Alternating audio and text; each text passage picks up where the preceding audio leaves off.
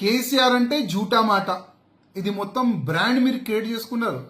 X ముఖ్యమంత్రి గారు ఒక మంచి బ్రాండ్ ని మీరు క్రియేట్ చేసుకున్నారు. కేసీఆర్ అంటే అబద్ధం, కేసీఆర్ అంటే జూటా, ఆ విధంగా ఒక మంచి బ్రాండ్ మీరు తీసుకున్నారు. ఎక్స్ ముఖ్యమంత్రి గారు, నేను అసెంబ్లీ సాక్షిగా ఒక మాట అడిగిన, అసలు కేంద్రం నుంచి ఎన్ని నిధులు వచ్చినాయి, ఏదైనా హిసాబ్ చెప్తారా, వైట్ పేపర్ డిక్లేర్ చేస్తారా అంటే మీరే అసెంబ్లీ సాక్షిగా కూడా అబద్ధం మాట్లాడినారు. 0 వచ్చింది అని అప్పుడు కూడా మీరు అన్నారు.